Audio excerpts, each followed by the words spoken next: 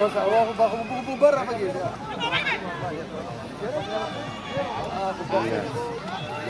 سيجارة طويلة رفيقي سيجارة انتجاتي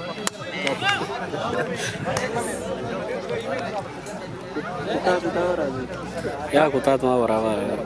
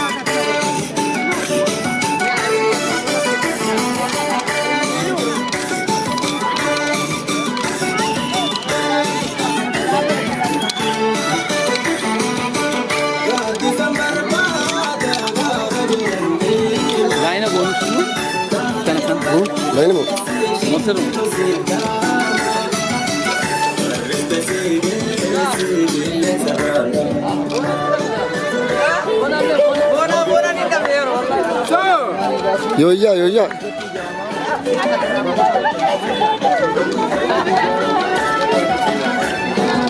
آدان تين فايا لا لا بو أفرنك لو نكنا تدي كذا جرتي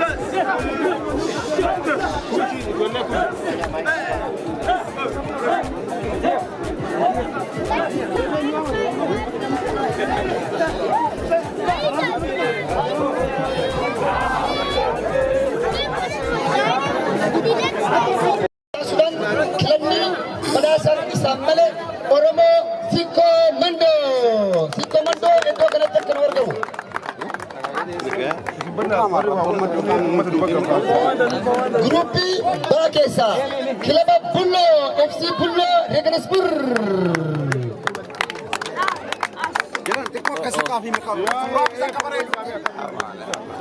Ramadi Bakesa, FC Dombir, FC Dombir.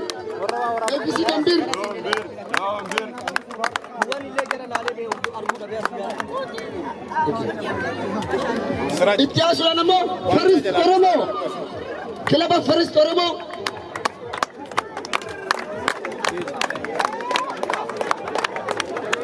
Bakabwa Jojirade, Ityasuran, Gare, Ramadi Bagesa, Afran Kallo, Kan Dire, Kilaba Dire,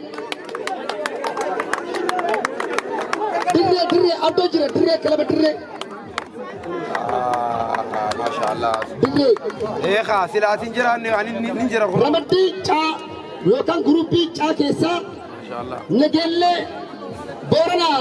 نجلة بورنا بكبوني نجلة بورنا نجلة بورنا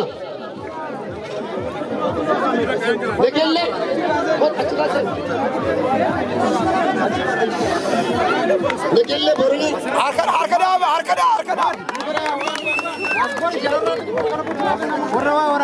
بورنا فلتة جرا ميلان وكنا في كذا كلاسة أورمو فرانكفورت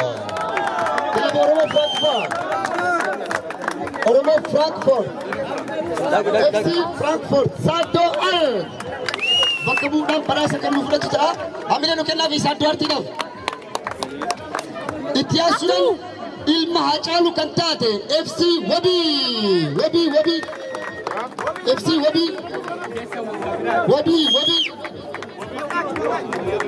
FC Wabi maka ilma hacalu tumugaftani galatoma jinnani Ityasi ammo akkuma hacalu alba masa bayan jechuudha mal mallisa kilaba mal mallisa perkuman bal tiga bilama sadaffadan taba tsungurame kilaba magala mushin kanu badasu obbo ukasha magala mushin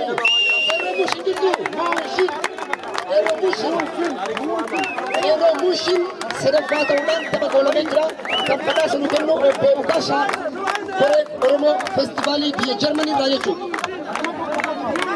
kilaba mushin sadaffadan Championa Oromo Perkumalam Abdi Milam Abdi Jerman Magala Regensburg irratti qophaa'e xumuruudhaan sadarkaa sadaffaa qabachuun xumuranii jiran kilaba Oromoo Mulchin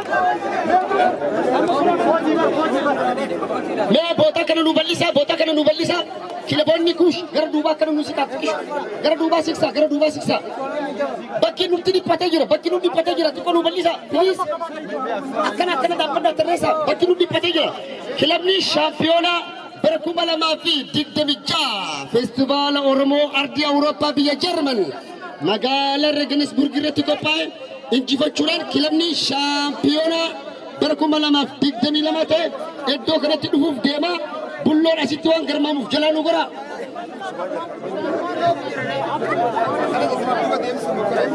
kilaba shaampiyoona tapha feestivaala kubbaa miilaa ardii Awurooppaa biyya Jarman shaampiyoona bara 2022 ta'uudhaan kan goolabe kilaba Norwee.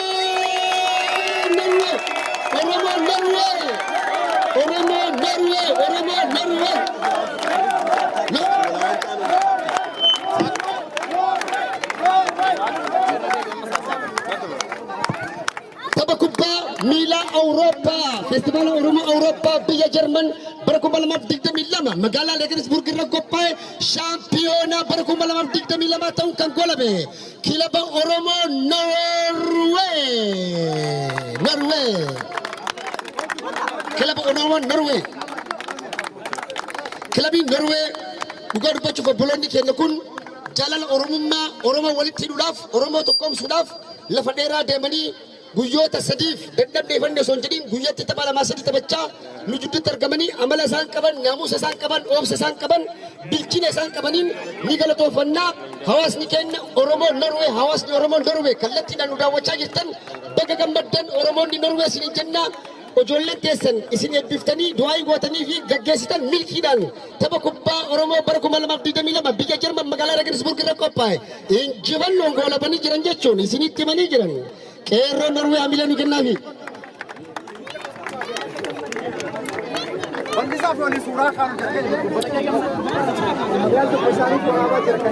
Oromoo Norwee badhaasaa madaaliyaa obbo Abdoo Qaadii Abbaa Jabalii fi adde Fatiyaa Shuubartirraa fudhachaa jiranii akkasumas durataa yookaan pirezidaantii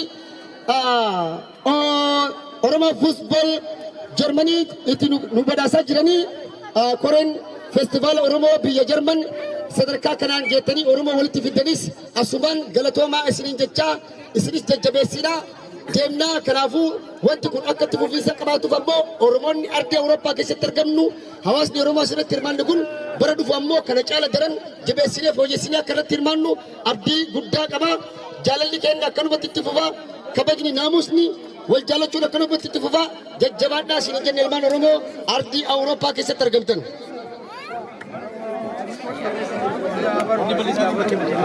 Iddoo nu bal'isa iddoon dhiphachaa jira iddoo nu bal'isa baferro iddoo bal'isa Fuad Muzayyan achiin gara duubaa bal'isa asinis achiin bal'isa asinillee Oromoon Norwee tapha kubbaa miilaa Awurooppaa bara 2022 biyya Jarman magaalaa Regensburg irra qophaa'e shaampiyoona ta'uudhaan goolabee jira. Baga gammaddan baga gammanne maatiin taphattootas biyya Norwee kallattiidhaan nu daawwachaa jirtan baga gammaddan Oromoonni kilaba Norwee deeggartan kan addunyaarra jirtanis baga gammaddanis hin jechuu barbaada. Magaalaa Regensburg irratti qophaa'e amala gaarii naamusa gaarii qabaachuudhaan garee lammaffaa ba'e Oromoo Kuush Darmstadt kilabni guutuun iddoo kanatti akka nu argamtan kilabii Darmstadt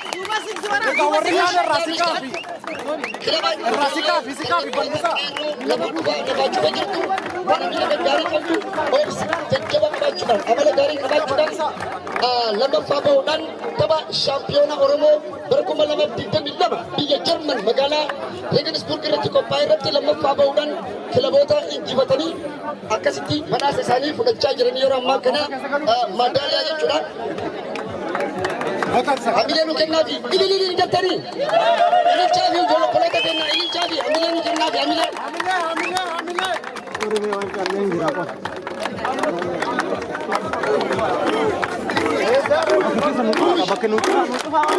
Jalalaan namoota walii qaban laala obboloonni keenya Norwees hamilee kennaafi jiranii Oromoo wal jaalachuun hafuura Oromummaa urgeessuun wal dhaga'uu wal kabajuu naamusa meedikoo gootaan nu gahaa jiru gara duubaa siin bal'isa.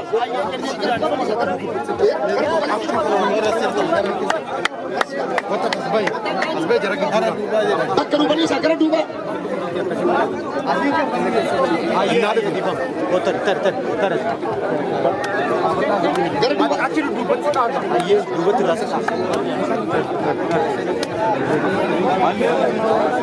Asin gara duubaa duuba nu siqatu. Gara duuba maashii kana. Re'aasin dubbatti.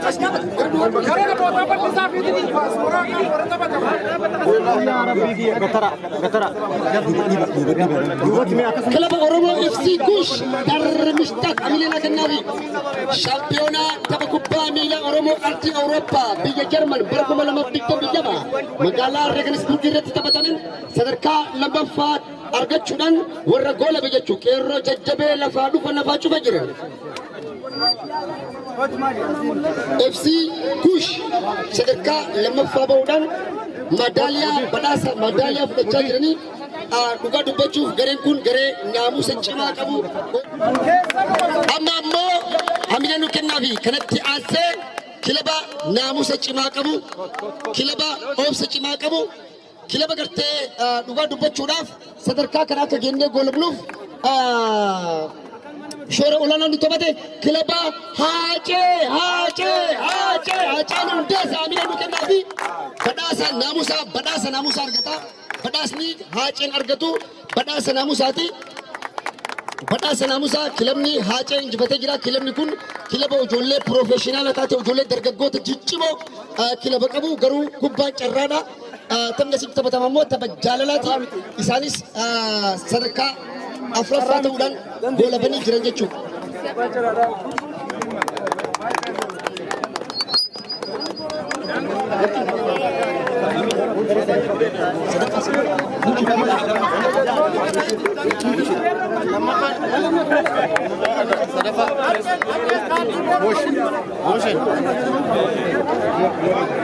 Motion ini apa?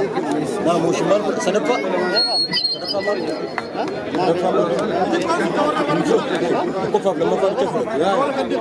Hawaasa Oromoo Amilee keessa galuu qaba.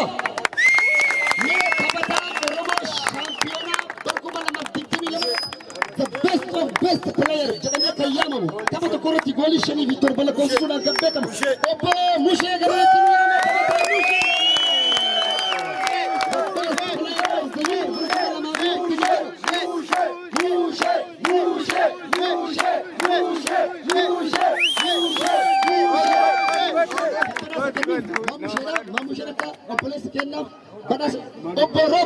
obbo Roba Borona ifa malaagoodhaan of galcha. Obbo Roba Borona taphataa kubbaa miilaa Oromoo bara 2022 shaampiyoonaa ta'ee jechuun obbo Musheen nama taphataa istiraakarii cimaa fi jabaadha hamina nu kennaafi.